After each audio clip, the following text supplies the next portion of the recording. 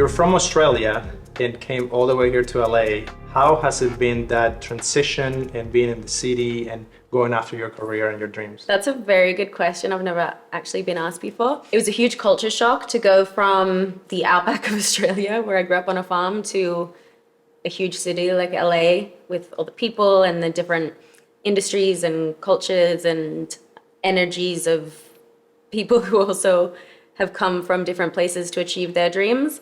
And it took me a little while to find my place. Luckily, I had 2 years in the Bay Area before I moved to LA to kind of transition and land softly before being thrown into the madness of LA, because I think I would have been eaten alive, because LA is a different beast completely. Why?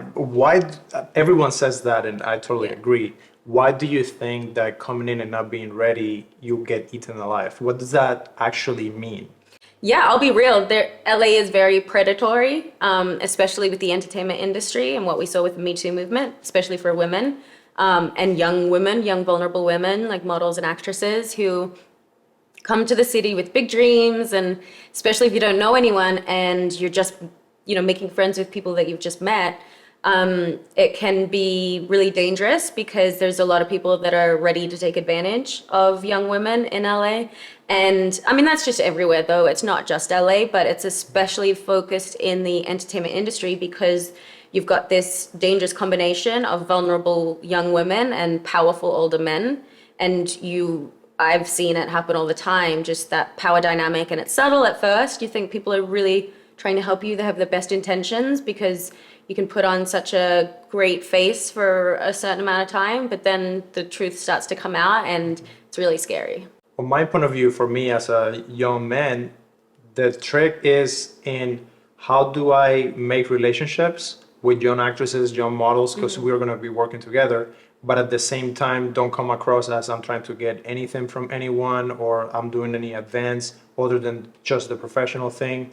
So for us, I think it's tricky. It's not dangerous. Like, I think a female young actress is in a lot more of a vulnerable place to try to make new connections and work with this director, this producer, all of these other people.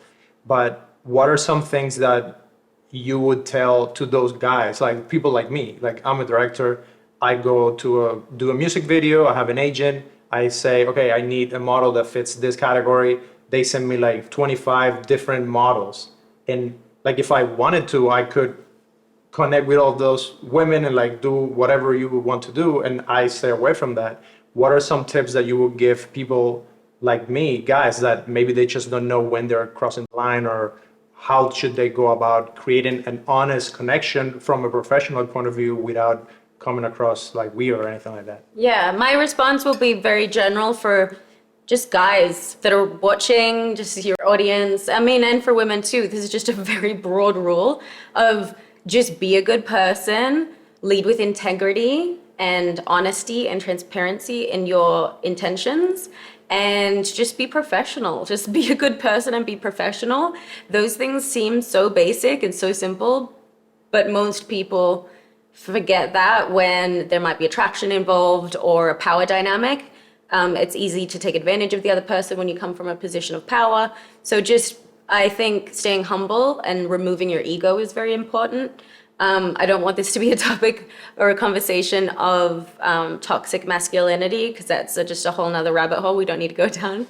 And I love men, let's just say that, like absolutely love men. But I think a lot of men, and especially men in LA, because of the power dynamics, and a lot of people move to LA with huge goals and aspirations, so ego comes into it a lot. I think they have very sensitive and fragile egos. And when people say that women are the more emotional sex, I have to disagree, because I think men are way more emotional. No, women are more emotional than We're not getting into this discussion. Men are pretty simple. Men are like, we have goals and we want to do things. Maybe, I guess if you're talking about ego in that realm, yes, we protect our ego more, because I think it's like a biological thing. Like, you having your ego as a man makes you work harder than the other guy because you want to get ahead. So like, maybe there, yes, I agree that we're more focused on that. Well, then why is every mass shooter in America a young white male? Whoa, but that's a completely Exactly. like you went on a complete. We're talking about like in the film industry, entertainment. Yeah. That's one thing, but then going with the shooting of that, I honestly I don't have enough information on that to make Yeah. an educated opinion. Knowing from what I know is most men are on the extreme of almost every area, so that's why you will probably find men in the extreme of that. Yeah, that's interesting. But going back to the emotions with like our industry and all that, I was having this conversation with my friend Reggie. He's an actor, great guy, amazing man, one of my closest friends. I love him like a brother, and he's a man's man. Like the guy is black belt in Krav Maga. He's a beast. He can destroy anything, but he's also a very emotional person. And as an actor, and me as a director, we need to use our emotions. But I think there are some moments where it's better not to show emotion as a man, especially in our industry. Controlling your emotions and how you come across can be part of your defense to not show all your cards all at once and not just give openly to any other person that might be competing with you. So I think we have that and we guard those emotions maybe better than female because women have a different way of connecting with people through more emotional connections. With guys, it's a little bit more utilitarian. It's like you meet another guy, you're trying to figure out, okay, what are you in the whole scheme of things? What are you going to go after? Am I going after the same thing? Can I help you? Can you help me? Like we're analyzing all of those things.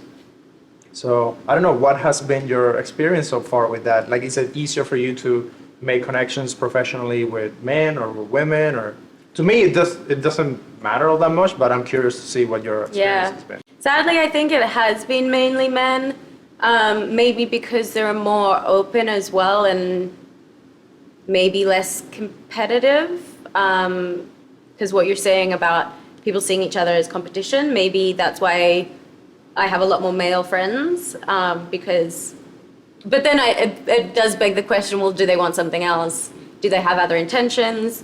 Which sadly I have come up against time and time again. So I would prefer to work with and be surrounded by more women because I definitely trust them more. I feel safer around them. But sadly, there is less women in certain positions in the entertainment industry. Besides acting, there's very few female directors and producers. We're working on bringing a lot more to the spotlight with organizations like Women in Film that I'm part of. So luckily I did join their mentorship program and I was mentored by two very powerful, successful women, which I loved. And our mentee group was all women, obviously because it's Women in Film. So I have interacted with and been mentored by women, but unfortunately, I just find that most events that I go to, most rooms that I'm in with people in the entertainment industry is men. So I would like to shift that a little bit. Yeah. Well, I think for us as guys, I love, at least I can only speak for myself, I love working with women. I've collaborated in many projects. I think almost all of my films, I think except the last film that I did that was a male actor, most of my films have been female leads. I love that.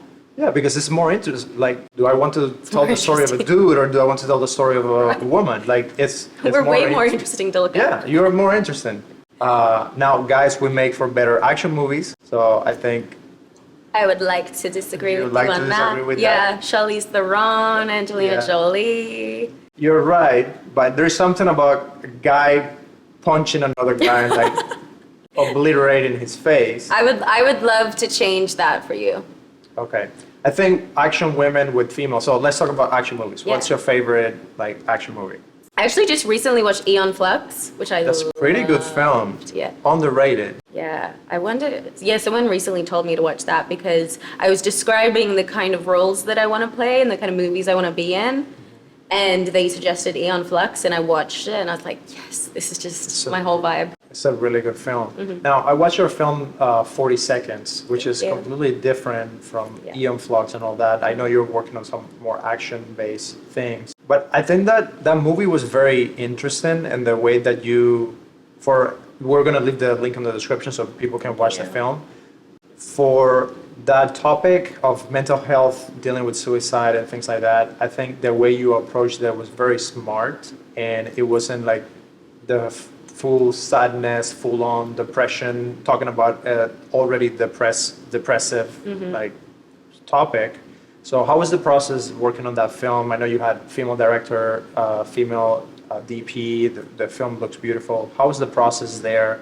I know you wrote some of the script too. So tell me a little bit about that movie. Yeah, I had an amazing director and co-writer. I was brewing this idea for a while because it's inspired by losing my best friend to suicide, Lindsay Hawley.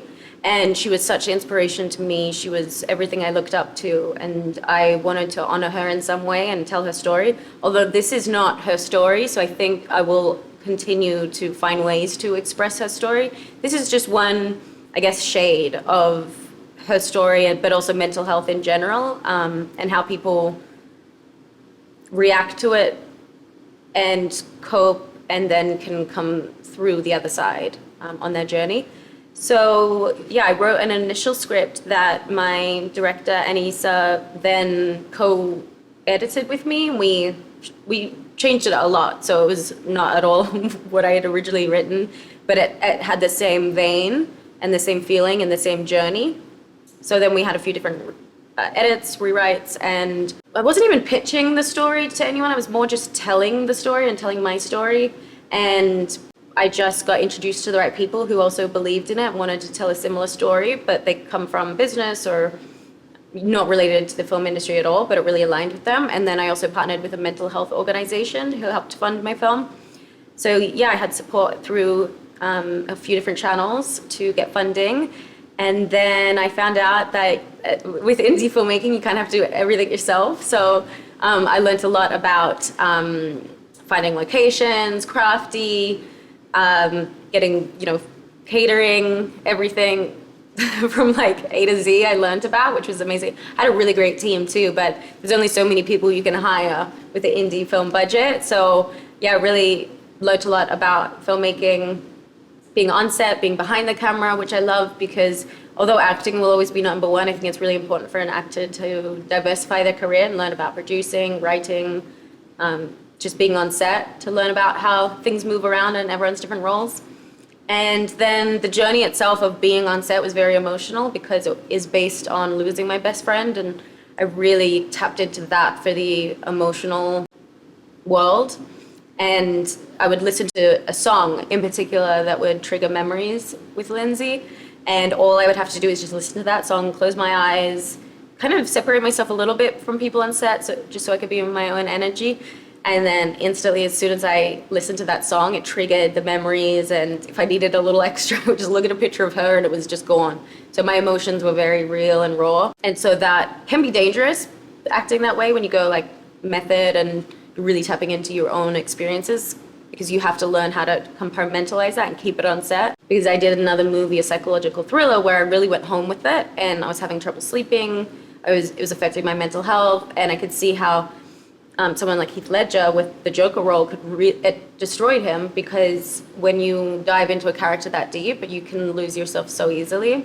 So I had to learn about disconnecting. And that first movie, the psychological thriller that I did, Artful Gambit, that taught me that lesson. And so with this film, I really learned to, I guess, leave the work in the day and then come home and reset and clear.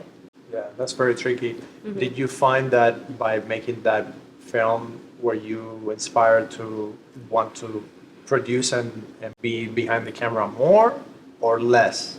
Yeah, more, definitely. More with, I learned lessons along the way, but yeah, definitely more. Right.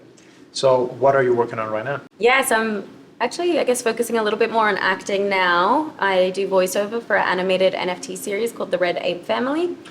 You work on the Red Ape Family? You know it? I didn't know that. Yeah. I know about it. Okay, cool. I went to during the NFT LA, I went to the Desperate Ape Wives party. Wait, what? Yes. I was at the party too. Oh. How did we not meet? Yeah, I went there with a friend, and we had several people from Impact Theory came over too, and they had like the exhibit with all the things. Yeah. I met the guy that runs the gardener. Ape.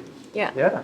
Oh, that's so cool. That's interesting. Yeah, I remember them telling me about that they were going to they bought two Bored Apes, and then they had two wives, and then they were going to do the series, and they were going to do all these things. So tell me about that. So for people who don't understand, NFTs are changing everything in the entertainment, in tech, in commerce, in probably every other area, but it's still very early on. So tell me about this project specifically and what has been the experience working on that. Yeah. So I will caveat with saying I don't know if this is 100% because I need to do more research, and this is like the lion of NFTs, do your own research. But I believe the Red Ape Family is the very first animated NFT series. Somebody did try and dispute it with me yesterday. That's why I'm saying I need to really dig deeper. It doesn't matter who's first, who's second. Like, it doesn't But matter. either way, we're one of the very first, if not the first, animated NFT series. So it's really exciting because as an actor and a filmmaker, I purchase NFTs based on their IP. Right. So I will buy characters and avatars that I could play doing voiceover, because I think there's such power in owning the rights to these really interesting, they're not just characters, but they live in a world, because quite often the NFT collection has its own lore and storylines. You're really buying into that. And so you already have a built-in audience with their community, which is really active on Twitter and Discord. And so they're ready to watch things online as well. They're very, streaming forward. So they're already, plugged in. So creating a series that lives on Netflix or Amazon Prime or something like that, they're ready to go and tune into it. So, I think that's a really exciting new frontier we're stepping into. So I've been involved with NFTs like for a while now, and working for Impact Theory. We have the entire company shifted. Tom said, okay, this is how we're going to do everything. From now on, everything is going to be tied into an NFT. The IP is going to be connected to NFTs, all of that. Brilliant. So I can see the appeal, and I can see how it feels revolutionary and new and exciting and sexy and like all of this. But I'm still skeptic in the part where people think that NFTs will completely revolutionize and change everything. So I'm curious to see what you think. The methods of production are still going to be based on a traditional model where you have very skilled people who have to get paid to do a specific job, and you need this entire ecosystem of actors, producers, editors, filmmakers, and all people, agents and distribution. And so I do see how the NFT can bring more people closer into making the IP, but at the same time, you need some kind of creative vision of someone that says, I'm going to do this, some company that is going to distribute that, some studio that is going to employ all of their people to make the thing happen. So how do you feel about that? Yeah, I think it's just going to build off the previous model. I don't think it will ever replace it. I think just like Web3, which is this new evolution of the internet from Web2, which was social media platforms, and Web1, which was the beginning of the internet. So just like Web2, which is social media platforms and websites and apps, didn't replace the internet, it built on the internet. It was part of the internet, and Web3 will build on that even further. So I don't think anything in Web3 which involves NFTs, cryptos, and the metaverse, I don't think any of that is going to take, it might take some viewership and, some members of society away from Instagram, but it's never going to replace Instagram, I don't think. Who knows? Anything's possible these days, but I don't think it's going to replace anything. I think it's just going to add to something that already exists and makes it better, because it'll be more interactive now. I think it'll be way more diverse because we're giving a lot more people opportunities around the world because we're all connected virtually now.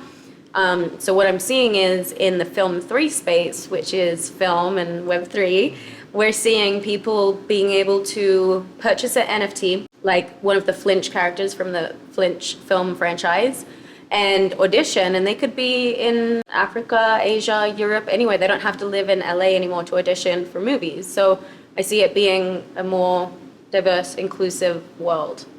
That's really cool. So I wanted to ask you something. You were telling me about your travels and all the different places that you have lived and all that. And this is a question that I just like, and people ask me this question a lot. Do you still think that we need to be in LA to make it as a professional in the mainstream entertainment and media? I would like to think so, because I just moved back here.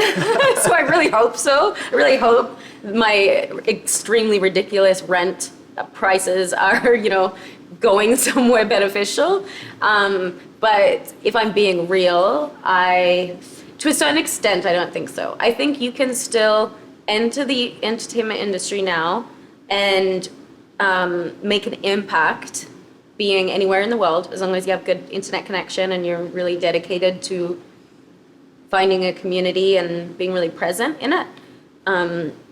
But I think to really, really make it, as far as if you want to be A-list, Oscar award-winning actor, actually maybe more just so the acting and being in front of the camera, because I think we're seeing a lot of really great cinematographers and directors come out of Mexico, and a lot of Oscar award-winning filmmakers aren't American or aren't US based.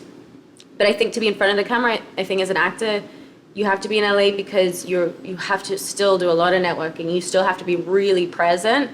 Because, for instance, my manager, he knows I'm a good actor, but it wasn't until I was in front of him doing a self-tape audition that he was, I think it's an energetic thing. You 100%. truly have to feel someone's energy, and then he witnessed it in person. And he was like, I don't know why I'm not pushing you harder. Now that you're back in LA, I'm going to push you so hard. And I was like, why didn't you do this earlier, bro? Like, you've always known I'm good. But no, you really do have to be present, because they have to feel your energy.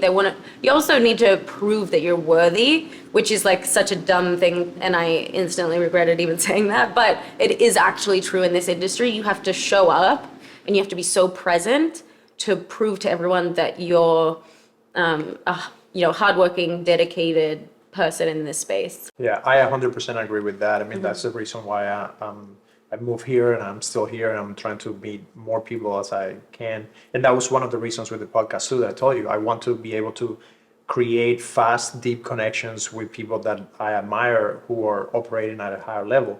And I don't think you can do that if you're far away. I have some friends, and I stay connected with people in Atlanta, in New York, here, in Miami. I have friends all over, because I've been all over the place.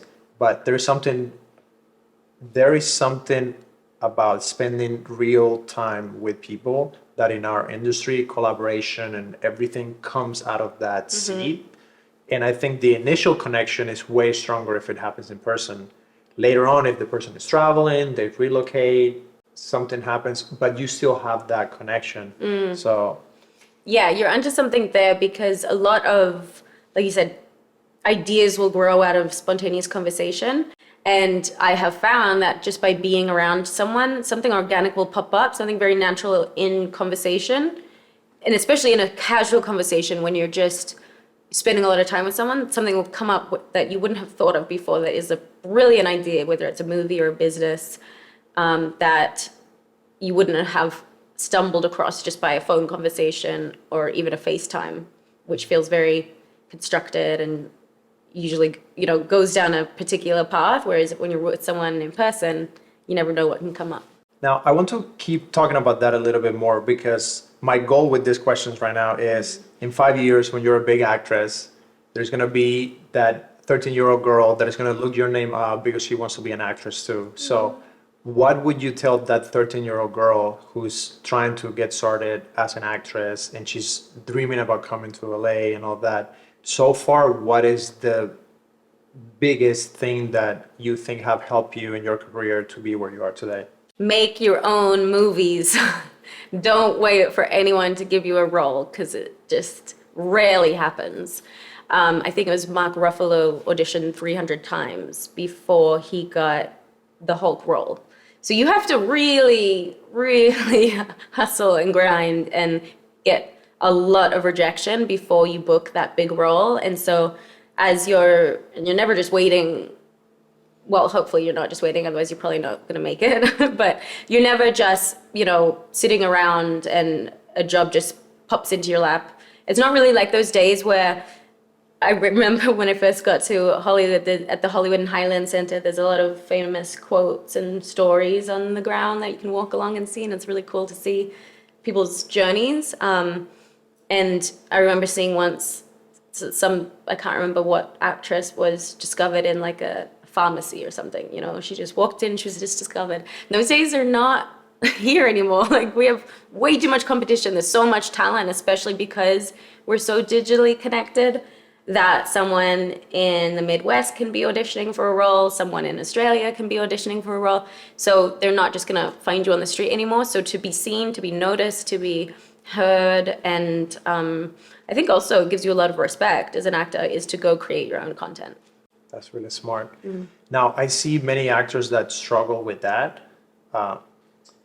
I agree with your advice, but at the same time, I disagree in some aspects, because I have seen actors spin their wheels and spend so much time and money and energy trying to do a short, only to come out with a half-baked, kind of not great piece of content. So I think it's really difficult. I think I would follow that advice if you, as an actor, can get connected to a filmmaker. Yes. That can at least guide you and hold your hand, basically, because there's a lot that goes into a good piece of film. It's not just, oh, you're a great actor, you just place the camera there. You have sound, location, food, the camera, lenses, lighting, like there's a lot. So I'm always afraid of actors, because I hear this advice very often. And I think in your case, I watch your film. It's an amazing film. It's really good. But for every one good film that actors put together, there's probably like 10 or 15 bad films that actors put together. So I think it is tricky, because I agree that you need to be working on things, but sometimes you need to know where to put your energy towards. Well, the trick there is making sure it's well executed. So yeah, don't go out as an actor and think you can do it all yourself. You just can't. And if you do, it means you're very, very talented, and you're part of the 0.1% of actors who can do it all, which is, like, props to you if you can do that. But for the most part, you definitely need your team, because making a movie, it requires a village.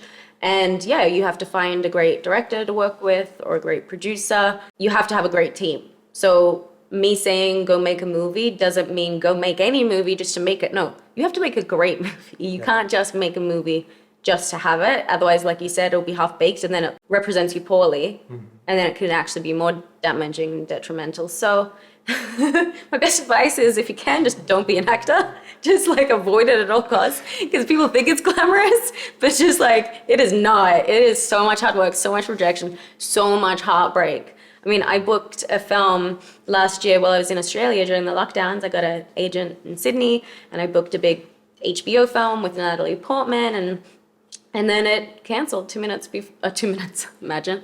It canceled 2 weeks before filming, and the director had been there for 3 months. I had been set to do this for, a month, and it was during lockdowns, and it was really depressing already. And you get your sight set on something that you think is going to be your big break, and then it just falls apart in front of you. And this happens time and time again. You hear these stories in Hollywood, and it's heartbreaking, but you have to keep moving. You have to keep going, even though you're constantly, tossed aside, and you feel like you're kicked while you're down. So you have to really, really want it and really love it.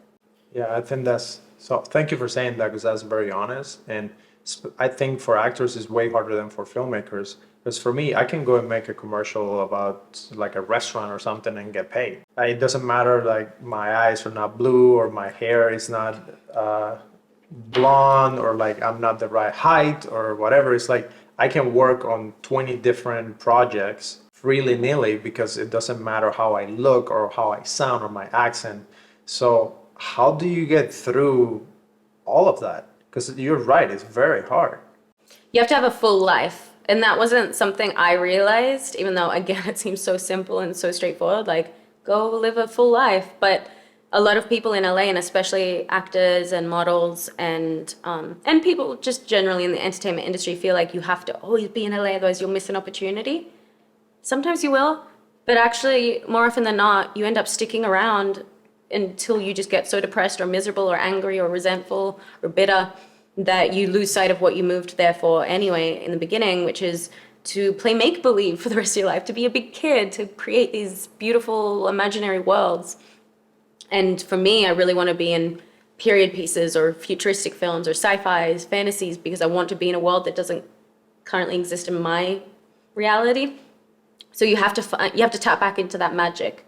And so for me, it was to travel the world, and I backpacked through Southeast Asia, Uganda. I traveled Europe. I've been to Central America. So traveling was really important for me to see the rest of the world, the struggles that different people go through, the beauty that other people experience, the joy that you can get out of just the simple things in life.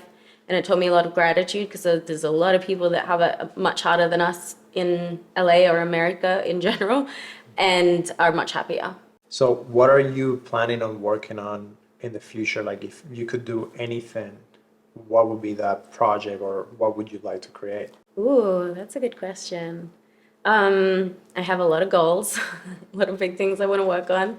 Ultimately, though, I want to have a female-based production company that operates on the blockchain. So I want my films to be funded by NFTs or crypto, combination of both perhaps. And obviously I'll still include traditional aspects of a production company, and will no doubt need some fiat or some cash.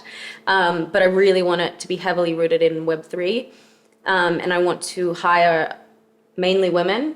I won't be sexist. Maybe some guys will get a job, but like more of it. Maybe some guys will get a job. Maybe they can be my assistant. So why is that? Why do you want to make it all female? Because I'm curious. I want as many females as possible working in the film industry. Mm-hmm.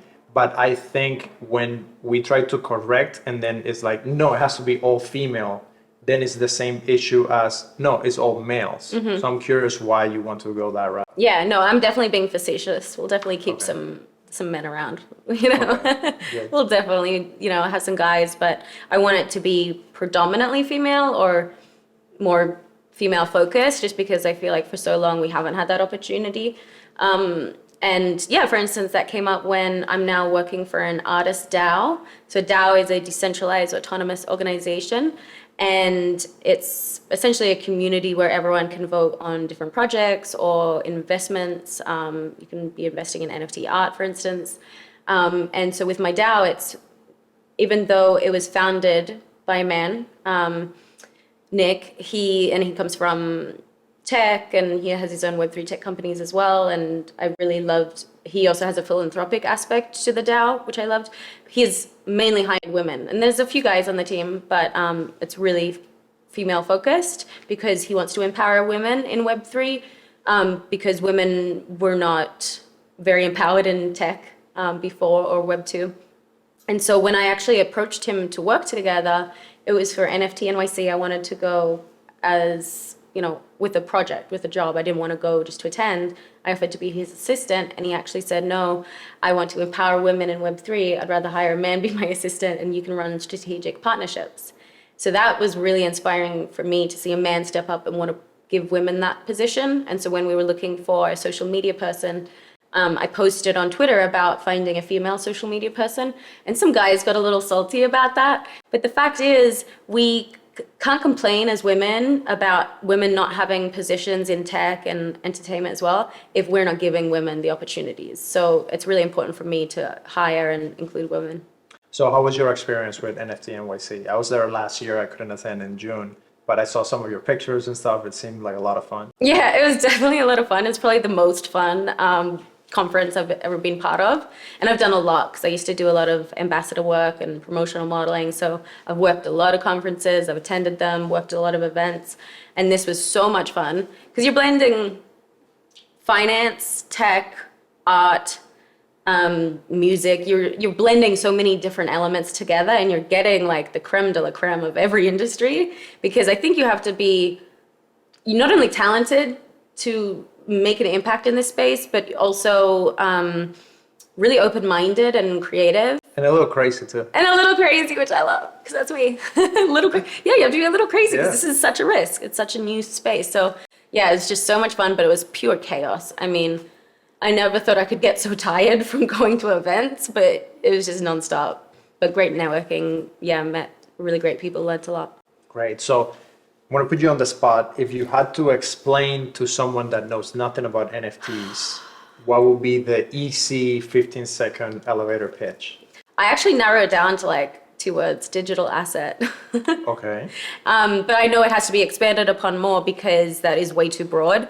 So yeah, it's a digital asset based on the blockchain. So the part that I am still stumbling on, that I have to refine, is that I was recently educated on. So when somebody told me that the NFT itself is not written on the blockchain, it's almost like a receipt. Does that ring any bells to you? Well, the NFT is written on the blockchain. That's what makes it to be on the blockchain. It can serve as an NFT, the NFT can serve as a receipt of purchase of either a digital asset, a membership, or whatever it is that you want to address it to. I think I need to do more research on this, because the person that told me this is disputing that fact. I guess maybe he's referring to the technical place where the NFT art image is stored. Yeah. Because the image can be stored on another server. So when you're calling that NFT, the picture is saved on an Amazon server and it shows up and you see it. But that is referencing a transaction that was made on the blockchain. Yes, I think that's the part. Yeah, okay. maybe that's what he's referring to. Yes.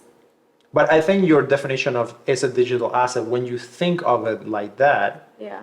I guess it just goes a level higher, where that asset now can be 10 different things. It can be a picture, so it's a piece of art. It can be a receipt that you purchase a ticket, and it can also be a ticket to go to an event. It can also serve as a membership to go somewhere. It could also be a token that allows you to have access to a specific experience. Mm-hmm. And it can also be part of a DAO that gives you ownership of a bigger thing. So that's where it gets so convoluted and complicated. Mm-hmm. And every project has a different application of what the NFT as a whole could be used as. And it's interesting that people are thinking that in film, yeah, the NFT is going to change all of it and blah, blah, blah. Yes and no. You still have to raise money. People have to buy something. You take that money, you go and watch them. It's almost like a cool way of packaging a ticket to watch a movie. Mm-hmm. But I just don't want people to be misled to think that this is going to revolutionize everything. It's just making a piece of it different and maybe better. But you still have to figure out a way to get agents and get contracts and do everything. Yeah. Yeah, it's good to have those doubts. I get not doubts, but to be grounded in that reality. Otherwise, we are definitely going to be way too delusional. Yeah, because I run into people that say, "Oh yeah, we're doing this film NFT thing," and I'm thinking, well, you still have to convince thousands of people to give you actual money to go and do your movie. Just because now you have a new way of collecting that money doesn't mean that you're getting over the hurdle of convincing people to throw money at an idea that you have that is always hard to execute. But it's super exciting that now we have different ways of doing that. So if people use it correctly, they can do a lot of amazing things. So I wanted to go back to a more basic question, because I have a lot of actors that ask me, how do you go about getting your agent and getting like the nitty gritty of like the operational side of acting? Oh yeah, that's fun. It's always the hardest part, because to get an agent and not just in LA, in any market, you need some experience and you need some footage to show that you can act. So you need a reel, or clips at least of you acting. But then people are think that, well, I need an agent first to get those jobs, to get those clips. So it's like, what comes first, the chicken or the egg? Mm-hmm. This is where it involves a little bit of entrepreneurship as an actor, because you have to go out there and do the groundwork before people will believe in you, because you have to show that you believe in yourself enough to either invest in a lot of production houses will make your own reel.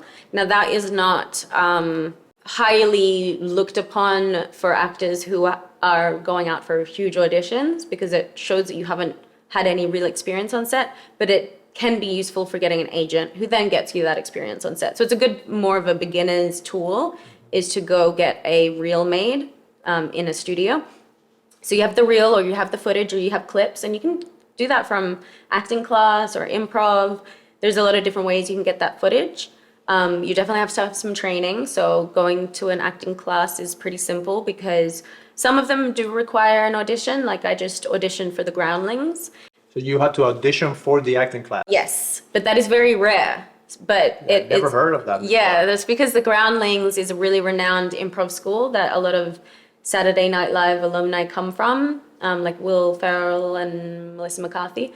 And they host Saturday Night Live auditions also. So you have to prove that you've got the chops to make it into that kind of school, because you're representing the school then.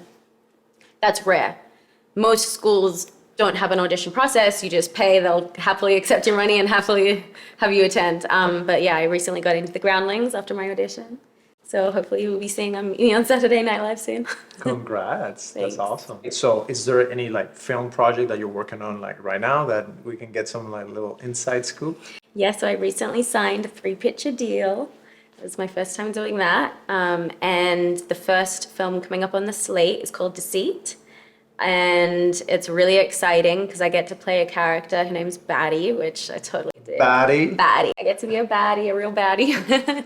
And yeah, she actually helps solve crimes using the blockchain. So it's totally aligned with what I'm passionate about. Okay. And just so many elements of her life is things that I'm dealing with. And so we actually have a current campaign, so I'll make sure to send you the link, and we'll put it in the show notes so you all can check it out, and we'll include some more info in the show notes about it. So what happens with your character? Like what's the deal? Can you tell us like? Yeah, I could tell you some elements of it, because my director Noah is very, I don't even know how to explain. Like, he's so in depth and detailed, and he's been working on this for 10 years. And it's so brilliant what he's put together, and I will not be able to verbalize it well enough in a short amount of time. It's called a neo-noir cinematic universe that he's building. And so each character in each film is going to tie in. It's almost like a reverse what Avengers did. When, you watched Avengers and then there was Black Widow that came out of it. Well, this is almost reverse engineering that, where you have these individual films that then all come together. The characters will all be in a feature film together.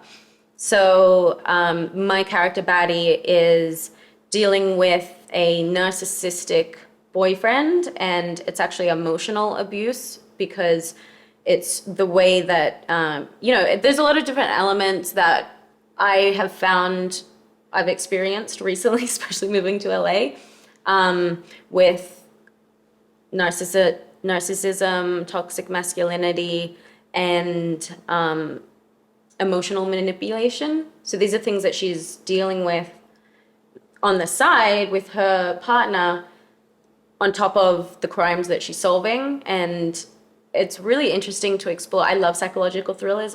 I'm just so fascinated with the way that the mind works and how everyone's brain functions differently. So it's going to be very heady.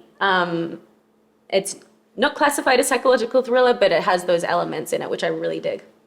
That's pretty cool. Yeah. I'm excited to see. Thank you. Very active on social media, and I love what you just said of thinking about acting with an entrepreneurship mindset. Mm-hmm.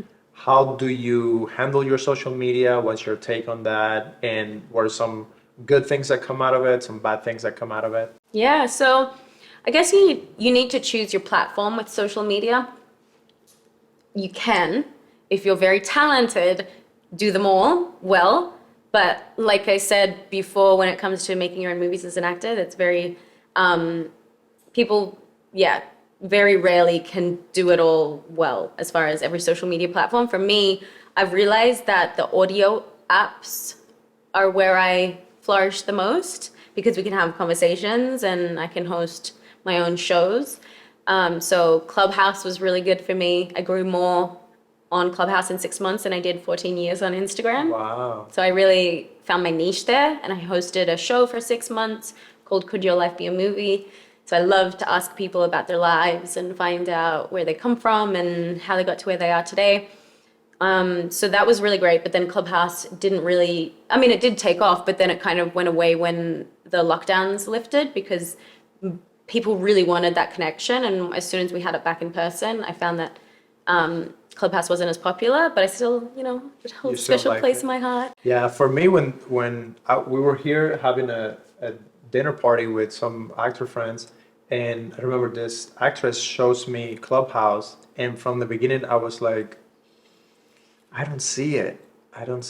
I felt that it was going to be something temporary. Now, there's so many people that build huge audiences on it. Maybe I was too lazy to get into it, but I'm a visual person. So if I was going to do that, I might as well do just an Instagram live or a YouTube live or something like that.